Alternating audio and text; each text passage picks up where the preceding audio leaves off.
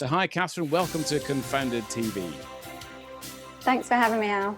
And I'll do an honest confession. See, we've actually been chatting for 5 minutes, and I forgot to hit the record button. We were just talking about Silicon Valley and the difference in cultures between what sort of happened here and the work at home, and we were just basically going through all the perks that people were getting at companies and the difference between the US and probably Europe, not just the UK, in that work ethos thing. And you were just saying that somebody you'd met, the staff all had like equal shares in the company. So if everyone's being diluted, therefore the focus to deliver is across everyone. Yeah, it was I actually went there really with a view to working out what it is that makes all of the startups there successful. And a couple of things, pair coding seems to be really normal out there, rather than, we just need everything done quickly. They're actually looking at how can they build with no technical debt. And the other thing was that, I asked, why is everybody wanting to stay until midnight to get this done? And the answer was that they all had a really equal share of equity. Yeah. So not just, 1%, and by the time it all gets diluted, it's not going to really be worth much. It was interesting to see the work ethos. Obviously, there were other startups who were there was one in particular that I met, and I was asked to see what he was doing on behalf of somebody else to see if they should invest. And he was having a party every night, because he was waiting for a particular designer to be available. Wow. So he was just using the investors' money on a very expensive flat in San Francisco, and partying all the time. So, but they do get more money as well. I think that the appetite for risk is higher. Just the sheer amount of capital is higher. If you listen to any of the VC podcasts, some of the money they get for like, I've got this idea, here's some money. Here, it's like, it's a shit idea, and why, and risk. Everything's nothing. Remember when when I left Carsnip, and one of my investors said, "You must come to Silicon Valley. I love all that kind of yeehaw, get on with it. Here's a new idea, try it, see what happens thing." And you can't imagine that in this country. No, I think I definitely agree with that. I've worked now at a couple of companies trying to raise, and it's a little bit like pulling teeth. It used to be, it's a great idea and it sounds like a great team. I'll put some money in and see where it goes. And now it's like, well, we want you to already have a revenue stream and a proven business model so we can see the sausage machine works. And now we're going to put in some money. But at that point, you don't need it. No. You can go to a bank and finance it if you know what your return on your money is. So, I definitely think it's a little bit different for people investing in ideas, unless you've got the terms Fintech and AI in your deck. I love the AI, or as I call it, if then. Yes. I've supposed literally had a call with somebody who wanted to come on this, and it's like, we're using AI to do. And I said, how's it working? What does it actually do? And of course, the answer is not AI. Is it machine learning by any chance? Well, I think it's the if then. Okay. And there's some interesting stuff on LinkedIn. Just logic then. Yeah, it's just logic. Well, it's not. I'm going to get slated for saying that.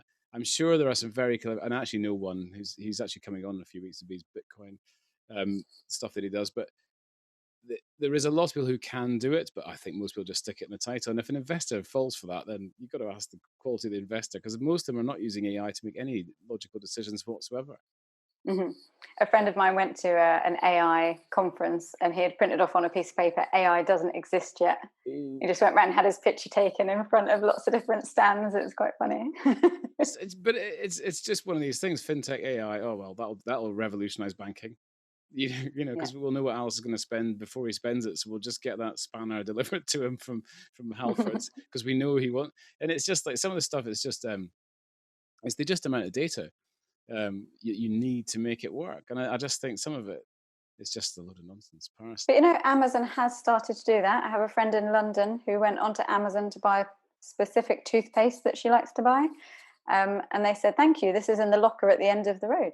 No. There and then it was already there.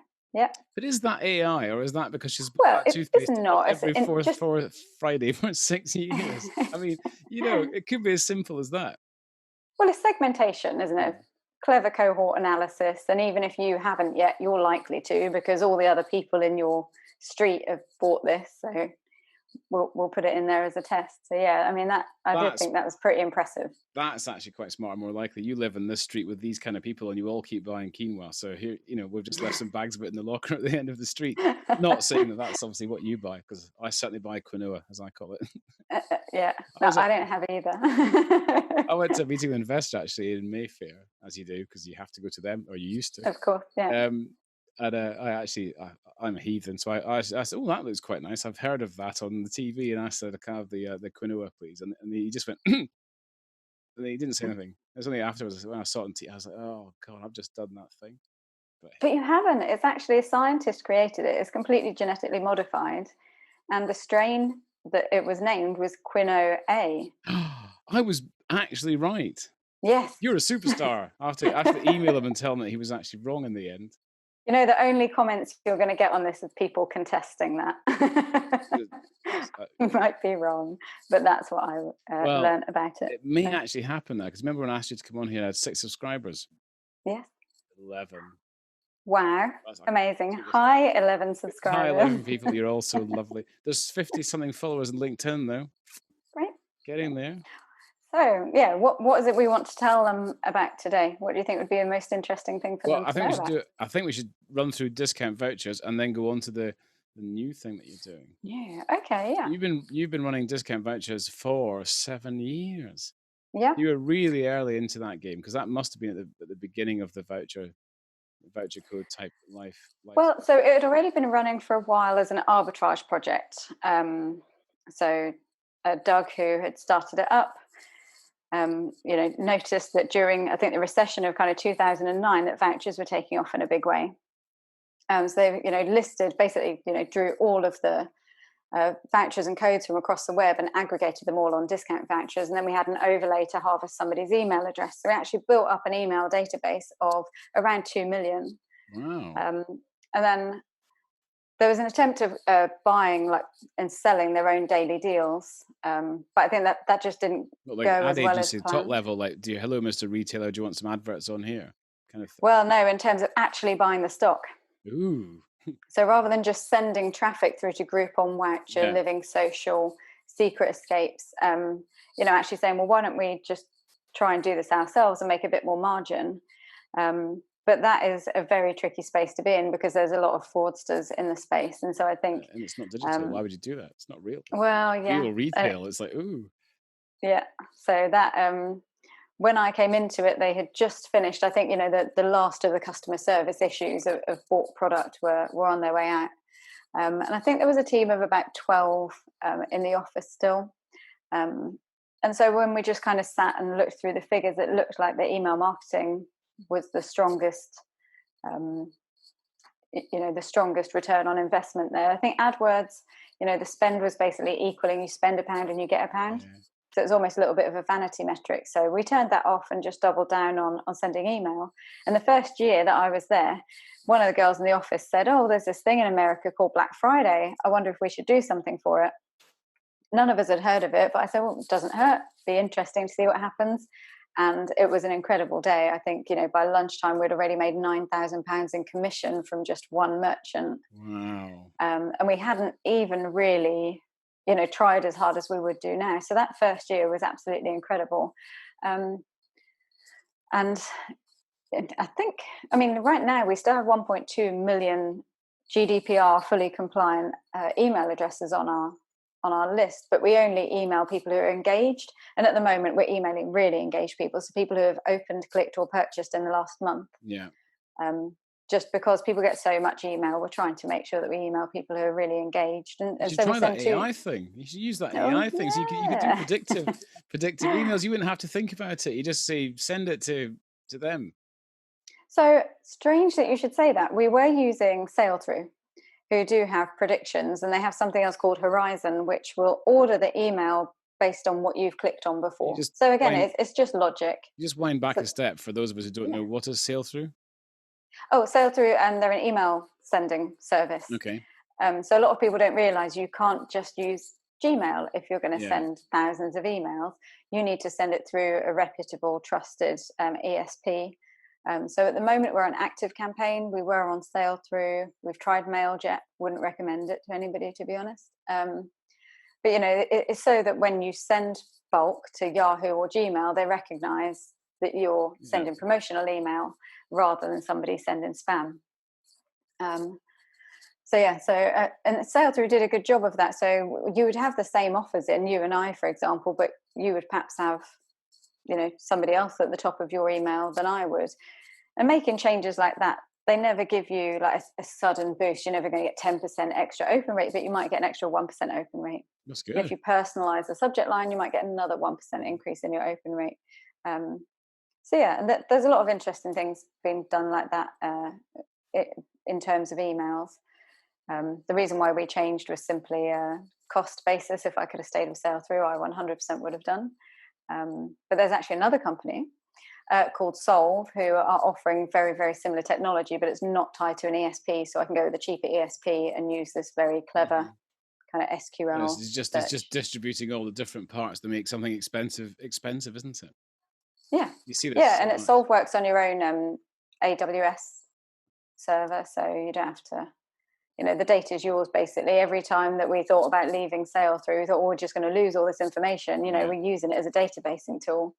So if we can get the cleverness of it, but database then they'll keep that, then and eventually the price will go up, and they'll have all your data. Basically, that's what happened. As they've become, we were their 5th customer. We went out to New York, saw their offices when they were only maybe about 20 people, and then obviously as they've grown, they've become more and more expensive. But they have some huge companies on with them, and so we ended up being quite small fry in the end. So we've changed. But it must be still one of the biggest in the UK. Discount vouchers.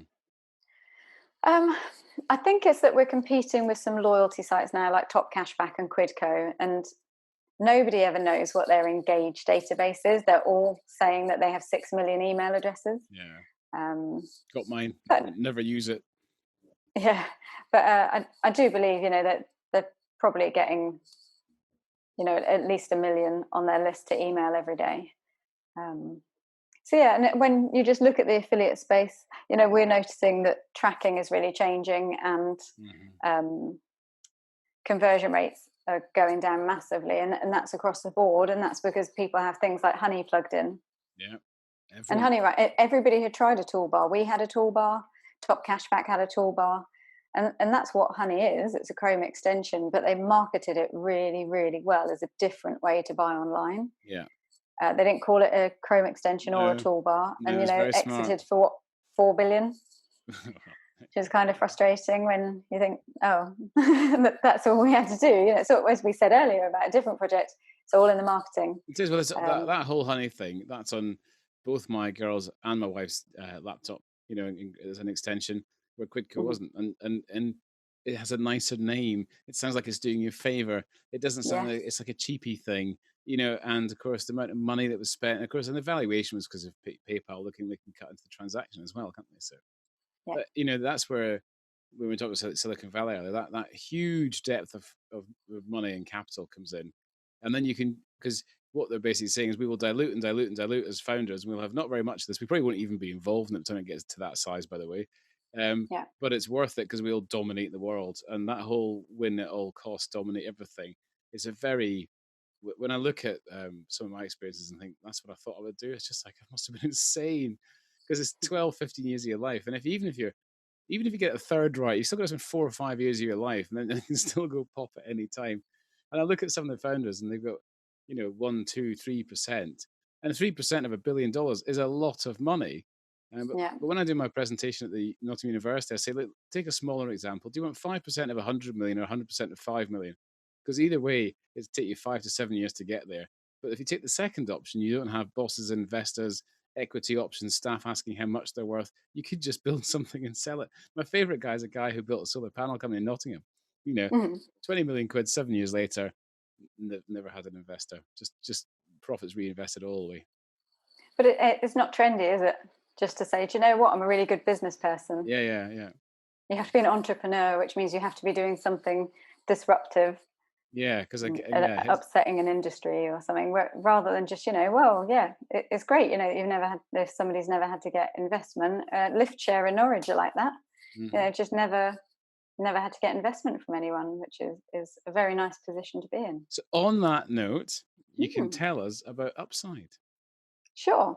Because let's start with the difficult questions. Are you Go raising on. money?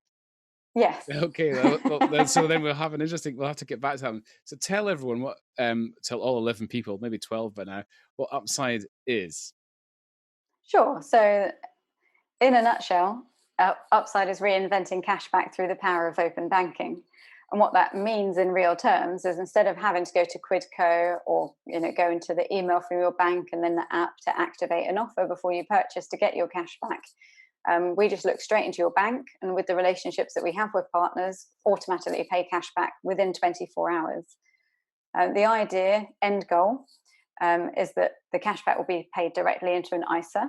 So, because you get it sooner, you'll start building up your savings earlier rather than waiting the kind of 90 days that you have to on a cashback site at the moment. And the aim overall is to end up being a B2B to C. So, obvious question is, but there are a lot of challenger banks out there, Clio, Plum, Moneybox.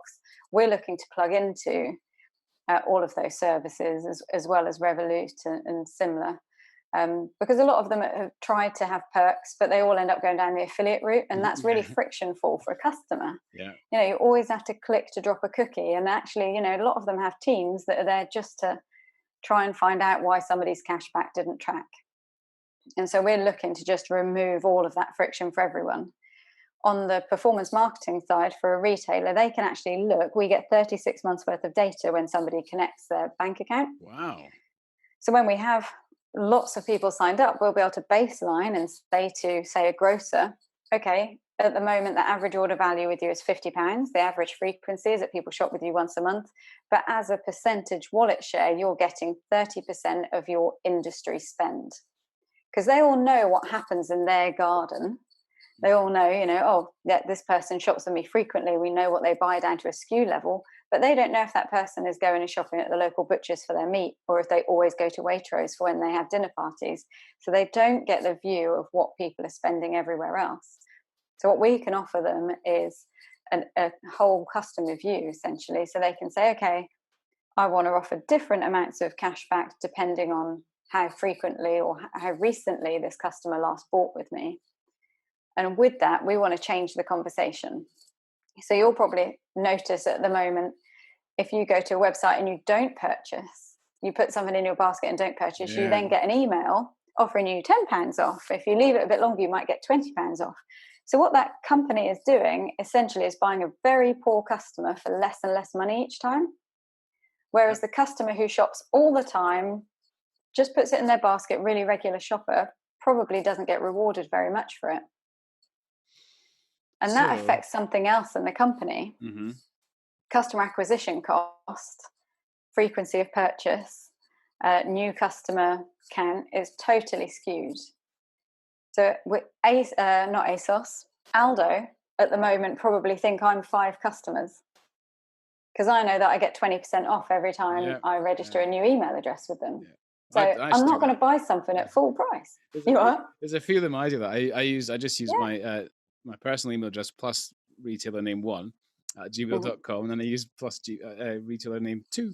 And then of course what I do is get it onto the basket, go to checkout, get right to the credit card bit, and then just close the browser. And then guaranteed within the hour, here's 10% off. So go back to that, go there, delete, shut browser, 20% off, and then you just change it every time. So that, then, because I don't really care about buying from them, the ones I like buying from, but then they don't. The only one is really good at that probably is the Whiskey Exchange. It's the only one I know. Treads is quite good. Treads will send you like 10%. If you've bought something, they'll get random. This will arrive a few weeks later. Yeah, and actually, I have to say, Bowden are very good at that as well. If you're a regular customer, they seem to quite regularly send vouchers out. But it means that there's a marketing manager sitting somewhere in those companies going, oh, we've got 5 new customers today, and this cost per customer, and it's all completely inaccurate. You can't even do the maths really if you're doing that, because if you're saying, well, we've got these new customers we never had before because we offered them a discount, and a lot of the discounts must be most of the margin, maybe not in some things like clothing, but the narrower margin stuff must be getting down to we'll not make any money, a bit like your Google AdWords thing you talked about earlier. But we'll spend a quid to get a quid. Well, that means we've got another customer, and can we hang on to them? And what's do they retain for long enough? But it means that their retention metrics are wrong as well. So I look like I've churned 4 times. Yeah, of course. Well, that would explain. But I'm not. I've been a repeat customer 5 times. So the whole lot Yes, is really broken. back to front. And I don't think it's the same worldwide. I think, that there's an obsession in the UK with buying at a discount and not wanting to get things at full Or price. or as my mother would say, buy cheap, buy twice. Yeah, absolutely. There is a Yeah. real problem with people buying cheap. I never quite understand it. I'm going to go to this shop and buy this cheap thing, which isn't as good as that thing that's twice the price over there, will last a third of the time. And it's half the problem. The landfills are full, right? That's Mhm. we will come back onto upside. But rant. But it is Yeah. half the problem because people buy cheap shit. And I get it. Right now, today, you're saving 50 quid. You're not in 6 months' time when that coffee maker goes in the bin and you go and buy another cheap coffee maker. Or if you go and buy the 200 quid one, it might last you 10 years. We've got a Yeah. dishwasher that was the most expensive one Sam could find. Sorry, Sam. But we've had it now for 3 houses and over a decade. I know people who've gone Amazing. through 3 dishwashers in that time because they bought the cheapest thing they could find on Amazon. Yeah, and Rant over. actually, it does play quite nicely into Upside. So really, there's what Upside does, which is the reinventing cashback, but there's the kind of why behind it. So the founder of Upside, Andres, is from South Africa, and when he was growing up, they had 17.5% interest rates. So his parents got them a savings book, and he and his siblings would fill that in and just watch their savings add up. So it's really normal for him to, just always have savings. And when he came to the UK, he was quite flabbergasted that people here just do not care The about Germans, the saving. Germans don't understand either. Yeah. Yeah. So to that, just spend it, just buy something. You might kind of save money at the point of sale. I've got 50 quid off that, or I've got £20 off my car insurance. But there isn't this overall, having a savings pot. And actually, so we did a survey of discount vouchers users to try and get some data for Upside. And what's really interesting is that people born in the 70s and then 90s seem to be saving.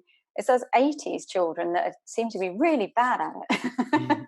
And I don't know why, but when you kind of look at the cohort split out, it's quite nice that, recession children, is it? yeah, maybe. Well, it's the younger generation seem to be saving again, which is They've is got to, brilliant. otherwise they're But never going to have a house to live in. there is that, and the statistics are quite scary. So before COVID, almost 12 million households in the UK had less than £1,500 of savings, and after COVID, so as we stand right now, Zero. those 12 million households have less than £100. So we're talking one fancy meal out, and that's their savings gone. So that means no money for car problems, boiler problems, anything like that. So it's a scary place to be, and it also probably means that people will be very easily pushed into debt. And it's strange because during COVID, loads of people paid off their credit cards, but the same number of people went into debt by the same amount. It just leveled out across the UK. So we want people to be able to build up their savings, but we, in kind of researching what else was available, there are things like roundup apps, but they don't really give you that much. Yeah. There might be up to £100 or so a year. And then there's other ones that are just trying to make you change your habits. And we know how unsticky those are as a product. And also, lecturing doesn't work, right? No, you're having another coffee. You Yeah. spent £10 on coffee last week. Shut up, buy a piece of I cake like as well. Yeah. That's what I would Yeah, do. exactly. Yeah. And you've got this 90 days to form a new habit and all those kinds of things. So we weren't really interested in doing that either. And we know that if you went to most people and said, do you realize there's loads of money in your data? Every time you're doing a comparison on a car insurance, your data is being brokered and it's making money everywhere. I think that would be pretty unnerving to the vast majority of people. So it's much easier to say, look, we're just going to find you money in your current spending. So all of that money that would normally be affiliate revenue, we're actually going to give 85% of that to the customer, and the business model of Upside is we keep 15% of any upside that we find for the customer. So talk me through as a consumer, the app is the app built? I should have asked that before we started. Built, and we only have 100 alpha testers. Oh, you didn't invite. I could have done that before we did this. Then I wouldn't have had to ask the next question. There are people who signed up very early on to get early access, and they've been great. Actually, the feedback we've had so far. They're just kind of helping us find bugs. We call them our kind of VIP upsiders, because we just want to make sure the product is the best it could possibly be in terms of usability, in terms of it, not having any friction. Lots of people are buying lots of Costa. Yes. And obviously the data is all anonymized, right? But what we want to be able to see is like, how can we baseline this? And part of the hypothesis testing is going to be, you know, if we have a cohort that shop more at one grocer than another, can we change that behavior over time by offering an incentive to shop somewhere else? Yeah. But yeah, if I So just talk me through as a user. I download the app. I literally connect my Monzo or my NatWest or other banks available account to it. Yeah, so when you have connected with your bank account, and you know you can connect any. We normally recommend that people connect the bank account they most regularly spend with. Sorry, you know, if you're going to just connect Monzo that you use for kind of spare change, you're not going to see much savings. So you really need to connect the bank account that you're spending the most with, and then we will have a look through your kind of 36 months of spend and give you an estimate of how much we think you can save in a year. And that's working out to be on average 250. Some people, it can be as much as kind of £1,300. And that depends, you know, if you're really going to leverage, you know, bill swapping, car insurance, all those kinds of things. But yeah, 250 is about average. So I download the app. You've done the background research. You can predict and say you effectively earn £200 into a savings account or an ISA. Yeah. So when you say, you know, if you're doing the bill swapping, so I presume the stuff where, okay, I spend a lot of money in Starbucks and Starbucks can go there as £10 cash back, or as an example. Yeah, so once you're connected, every time you spend with one of our partners, the next day will see, yep, you've got, you know, £1.88 upside from Marks and Spencer's, or £1.88 upside from Tesco's. You know, you'll start to see those add up. And it's quite nice because for the merchant, every time somebody looks at their savings, they see those brands all the time. So it's just that reaffirmation, that those brands are investing back into their customers. Because I think it's those little things that make it work. Like Monzo, I was with NatWest for too many years, and opened a Monzo account, and then set up one of the pot things they suggest to set up, and actually saved like £100 in a few months just by rounding up from £7.99 to £8. And I was actually quite amazed because it's free money, because like it's just moving from one bank account to another. But you do sort of separate. So if what you're saying is I can kind of do that, but the brand takes the credit for building it. Like you've had £18 back from brand Y and £27 from brand Z. And therefore I kind of feel an affinity to them because they're giving me something back for being a customer. And therefore I'm probably more likely to be loyal in the long term. So is that what the brands are paying for, effectively? That awareness in my front of mind when I look at my bank balance, and also giving something back for being a regular customer. Is that why they do this, or are they doing this because it's cheaper than trying to get your interest with a discount voucher somewhere else? Well, I mean, if we're honest, everybody in business is interested in one thing, and that's incremental revenue. They're not really keen to just pay for a customer that is their customer anyway. You know, this is about being able to move customers from your competitors over to you. But yeah, you know, for the consumer, it's super easy. You could connect and then never look in there again. You know, you're going to get push notifications telling you when we have a new partner on board, or if there's a specifically strong offer with a particular partner. But other than that, you know, because we're regulated by the FCA, we can't say connect and you just get free money. But essentially, you know, that's kind of what's happening. We're just removing the need for people to have to click. And there's been lots of surveys done, and especially around millennials, that they said, you know, 75% of them said, if I was going to get immediate cash back from somewhere without any hassle, I would definitely use it more. I think you're 100% right. The biggest things that put you off, and I'll remember it as we go on, I had one the other day, you know, cash back if you do whatever. And it was such an arse. I couldn't be bothered in the end. So I didn't stand on one foot, jump through this hoop that's on fire. And if it's Tuesday and the sun's out and it's 42 degrees Celsius in the Cairngorms, you can have 12 pence, you know. Because NatWest actually do it very well. To be fair to NatWest, on a NatWest Black account, which you do have to pay something a month for, but it's actually free because you actually get that back. They're actually very good at automatically dropping money back into your account. They hide it under like sub-menu section 6 because you actually have to claim it and then ask for it. So, you know, they don't make it easy. What you're saying is I'll make it easy, transparent. So will you offer me if I'm obviously, you know, if I upsticked and moved to France, would your system notice that I'm now buying stuff from different retailers? Let's assume the cross-border thing's not an issue, and then give me offers relevant to my change of life? Or if I bought a shiny, faster car and we're doing more miles, would your system then give me relevant offers to what's going on in my life? So at the moment, it's that when a merchant comes into the system, they can search people based on location, how frequently they spent, kind of average order value, and they can target them specifically. Oh And we wow. are UK only at the moment. So if you move to France, no. Croissants, but no upside. Yeah, absolutely. Yeah. um, so yeah, and obviously the idea is for this to, and part of the raise that we're doing is so we can bring on board a data scientist, because we've already got 60,000 records, just from having a few people on the alpha. So there's going to be so much data Yeah. that it's really going to be, picking through that and working out. But it's brilliant. Basically, it's also to work out how we can serve customers But it's best brilliant for and get them retailers, to build isn't their it? savings. Because Sorry? I'm just trying to think, it's brilliant for retailers. Oh, I've yeah. sat on the affiliate on the other side of the affiliate as a retailer and gone, it's not working or is sort of working. And then how do I talk to the publishers who and then hello, Mr. Publisher, do you have the audience I'm looking for? Oh yeah, definitely we do. Definitely they we just don't know who they are. So what you're saying is Yeah. I can literally say, look, I want this kind of we're opening a new branch in wherever.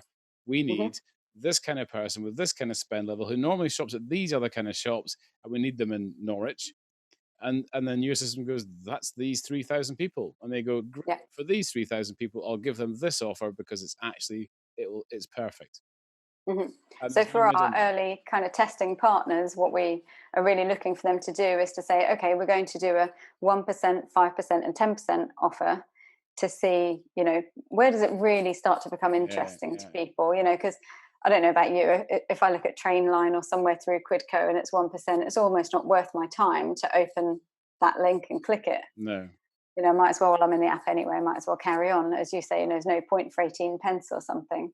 Um, because there's a lot of inertia around saving. I think that's the yeah, kind of main phrase that I kind of put with saving is it's hard, and unless people start to see enough, and that we want to get people to that £300 mark really soon, because that seems to be the kind of psychological switch where people think, oh, I this is could actually worth I could get something. Yeah, I could save for a holiday out of this kind of thing. absolutely. And that is one of the main things that people want to be able to save for, actually, is a holiday. Yeah, it makes sense. Holiday and a house, essentially. So one of our advisory board is actually the CTO of Tandem. And it's been really great having him on board, because, he also supports my belief, which is we're not going to have a problem on the customer acquisition side of this. No, We've seen that just from the alpha test. We've had so many people sign up, we've actually had to throttle the number of people who we allow in. We've had a lot of very disappointed people who weren't quick enough at using their test flight code, and we're asking quite a lot of people, they've got to install test flight first to then yeah, access the upside app. which is really clumsy. Yeah, so it's a bit of a hammy journey, but there's a lot of people doing it, and they're giving us some really great feedback. Even down to just kind of saying, having to put in a 6-digit pin is actually really long. I've got pins for so many things. Is there something shorter that you can use instead? So some really great feedback from those guys. But yeah, and on both sides, I just think this solves so many problems.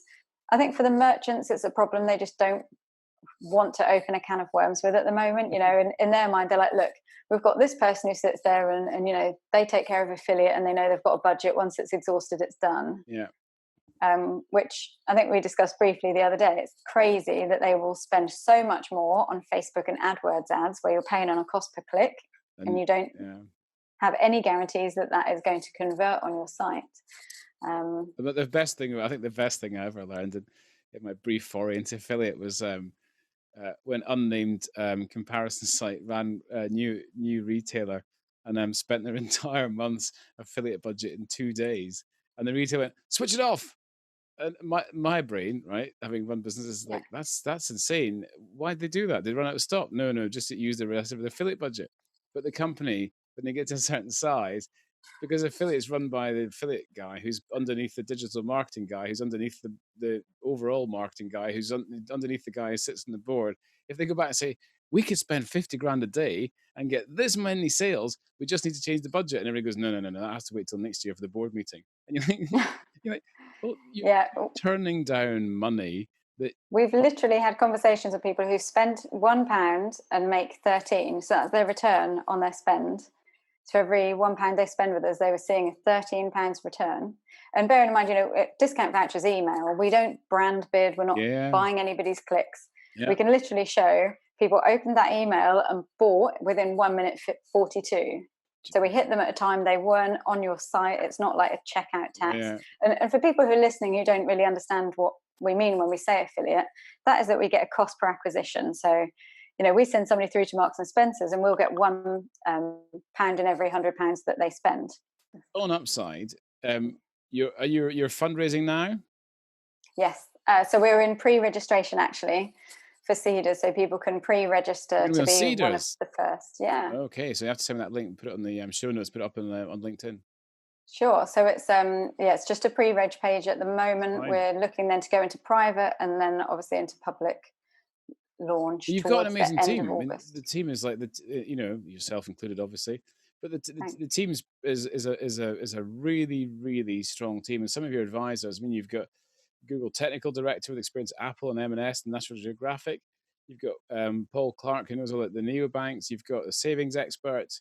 I won't name them all. But you've got some really, really good people in this company. Yeah, I mean, so even the CEO, Andres, he headed up, he was general manager of Aviva Digital. So the My Aviva platform, which if you take insurance out with Aviva, you then got all these other perks. That was one of his projects, and he had 2 other huge digital projects that he delivered for them. And then he went out to work with Doladex in Singapore. And so they were doing something similar, helping people there to save money, but they were high net worth individuals, so they were looking more at the kind of £5,000 savings mark. How much do I save to buy my super yacht? Well, we'll give you cash back, £5,000, or we'll just give you some bottles of crystal. You can stick it in the fridge. And it's funny, so that they still apparently had the same problem of inertia. If it was any less than that, it was like pocket change to them. It didn't matter. But as soon as they tipped over this £5,000, they sat up and took notice. And so the psychology is the same here. Everything, if you're on an upward spiral with it, does well. So if you can just help people to get over that first hurdle of saving. So of course we've got features being built into Upside like auto save, so you can say, I want to conservatively or really aggressively save, work out how much you think I can save out of my wages and put that aside each week for me. Do you think that will really happen in Britain? You really are trying to do. It isn't just here's our new app and it's great stuff and you get some cash back. You are talking like a fairly significant cultural shift here. I think COVID has made people really realize that they need to save for an emergency fund. Yeah. The numbers of people even connecting, we know a lot of people in the space, people connecting their bank accounts with open banking just to be able to understand their spending went up massively. I think most people who downloaded an app, about 40% would connect, and that went up to over 60% during lockdown. So people, you're always going to have the people who can't save. Yeah. Really, definitely, they live hand to mouth and can't save. And we could definitely help them. But really where we're focusing is a kind of almost like cash rich, time poor, people who could save, but they just don't want to spend time with their money. Right? They don't want to look in their bank account and go, I'm subscribing and I haven't used it for a while, and there's all these other things that I should be doing. Do you do that as well? Does the app do any of that? Like, you do know you've been paying for Netflix for 24 months. Do you even know that? Because there's a post on LinkedIn yesterday. I should have sent it to you, actually. I thought of you when I saw it, then I didn't send it to you. And it was something like, it was some crazy stat, like 60% of people, if they go through line by line, and it was a business bank account, obviously LinkedIn. But if they go through the business bank account line by line for 3 months, they'll probably find, X amount of irrelevant spend, that they're just stuff that has always been spent because it always was. Yeah. So can you do that? For a lot of people, if you attribute a cost to your time, they think, it's not worth my time doing it. It's going to cost me money to sit and go through it. So we don't have that functionality yet, but certainly the functionality, it's on the roadmap to be able to say, well, look, it looks like you've been to the cinema 5 times in the past 6 weeks. You could have saved a lot of money if you'd had, like an Odeon card or Premier something card. So that's that's the idea, not necessarily AI, but is to be intelligent and make you, really worthwhile suggestions about how you can save money. But because we see our main USP is the automated cashback, that's really where our focus is, because there are other apps doing, offering all of those other solutions in their individual parts, so we do want to do all of those, but we're just focusing on the cashback for our launch initially. On Cedars, the registration page, Yep. then it goes private, then it goes public. Yep. The app is actually built and running with alpha testers, beta testers now. Yeah, so we're all connected with Plaid. We're authorized and regulated by the FCA. Yeah, it's all working. People are earning cash back already. So when can the rest of us get access to it? Well, you can sign up on the website, which is www.upsidesaving.com, and you'll get an invite as soon as we can open it up to people.